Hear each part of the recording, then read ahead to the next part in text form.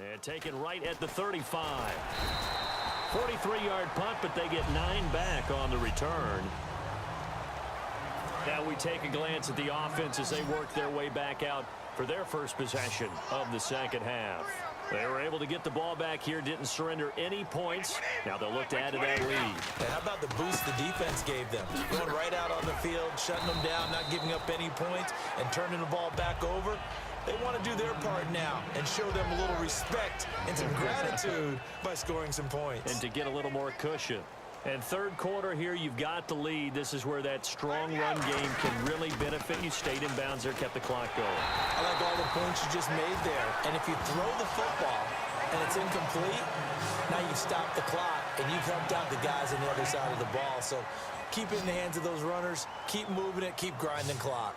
Well, we always talk about good down and distance, allowing offenses to expand their playbook. Well, 2nd and 2, that means your playbook's wide open. You can run just about. This is caught inside the 15. And he'll take it into the end zone for a Patriot touchdown.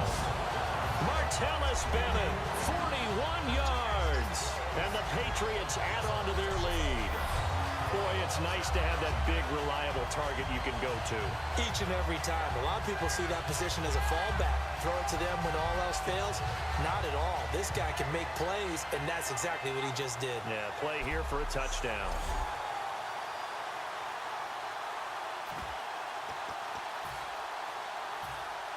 And they'll get set here looking for the two-point conversion.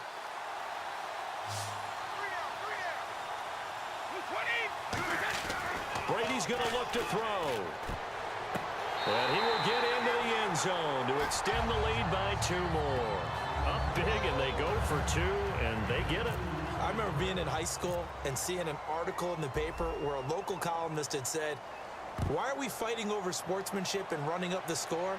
Just run it up on everybody and deal with it." Some people just don't care that way, and obviously this coach feels the exact same way. So that article was saying the defense should be able to stop them. That's what they're trying to say. Hey, if you don't want it to happen, stop them. Otherwise, quit whining about it. Now the Browns offense, they get ready to head back onto the field.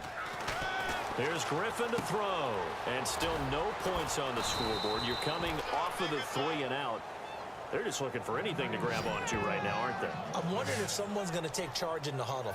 You know, we always look to the quarterback, but sometimes it's another player on the team, a star, a veteran, someone with some excitement and energy. It's like, all right, guys, let's shake things up and let's go, because they still have an opportunity to make things happen. Shake it off. Over the middle, the catch by Coleman. It's a gain of 9 yards. And it'll be 2nd and about a yard to go for the first. And, boy, they had high praise for this rookie receiver when we asked the coaches about him, didn't they? They certainly did, and obviously they liked his measurables. Otherwise, they wouldn't have brought him onto the team. Height, weight, speed, all of that. But how about what they really said? Competitiveness. That's what they really liked about him. The way he goes after the football, competes for it, and decides when it's in the air, it's his and only his. 2nd and 1, and people want to run the football. This is where every back in the league is supposed to do exactly what we just saw there. Pick up the first down. Officially no gain on the play, and it's 2nd down. All runners count on their eyes to find the gaps and creases, to find open space. There was absolutely none on that one. Totally swallowed up on that play. Now Griffin on 2nd down. To the sideline, and oh, a nice catch there. Made sure back now in Foxborough. A lot of happy faces in the crowd at this point as their guys have a big lead here to start quarter number 4. An extra corner on the field for New England here on 3rd down. Yeah, another DB. From midfield now, here's Griffin. Finding Gabriel, complete. A gain of 32 that time. Well, simply no sense in wasting a great catch like that on a short gain. Get downfield like you just did there and use it up that way. No dink and dunk. A first down carry now for Crowell. And he'll do a nice job here just to fight his way back to the line of scrimmage. It's a loss of a yard there, and now 2nd down. A little bit of ground to make up for the offense as they face a 2nd and 11. With the struggles we're seeing up front for the offense today, they've got to think about changing up their play calling. Some screens, some draws, some quick-hitting plays in order to try and supplement the run game. You don't totally abandon it, but you try and give it a little bit of help. The safety, Patrick Chung, is the one who makes the stop. Now play number 8 on this drive, and they need 9 yards to pick up the first on 3rd. On 3rd down, Griffin. And incomplete. The contact made the ball roam free and brings up 4th down. Looked like they had an opportunity for a big play across the middle, but he didn't have the concentration or the focus necessary and dropped it before he could haul it in. Oh, they get to the football. It's blocked. It's picked up. A live ball here, remember. I know neither one of us does research as busy work. 4 block kicks in 2015.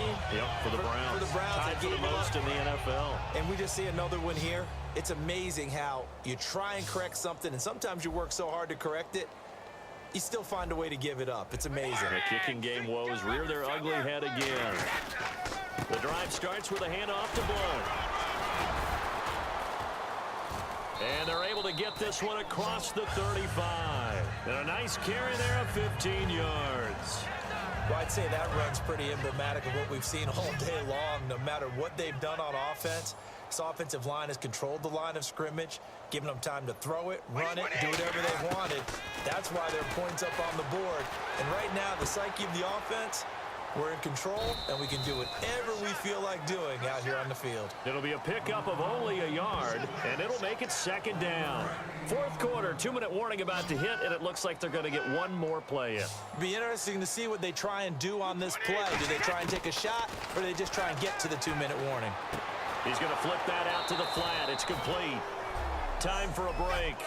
We'll come back and wrap up garbage time after this. So the Patriots with a football as we get you reset. And let's see what they've come up with offensively after having time to talk it over. This is Lewis. They showed off the athletic juke. Good little gain there. Not a whole lot of real estate, but a nice carry.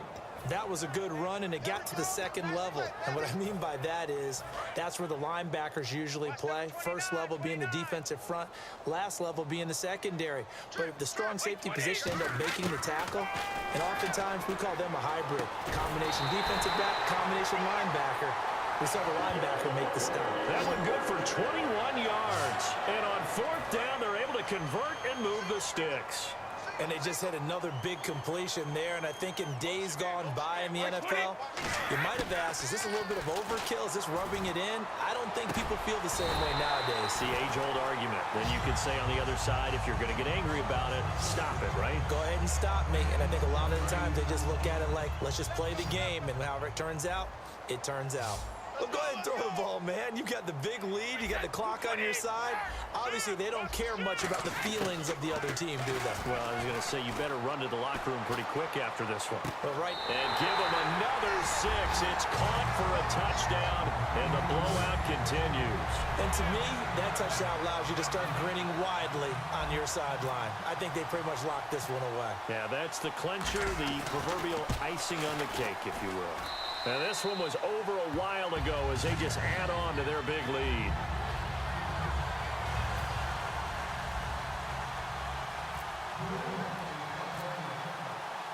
Gostkowski now after the touchdown. He'll send this one away.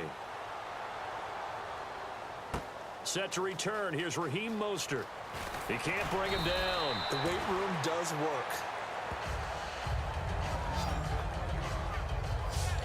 And the Browns getting set to go.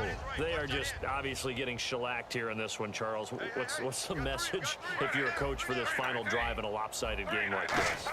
For a lot of coaches, be honest. And the pressure getting to RG3. He's brought down for the sack.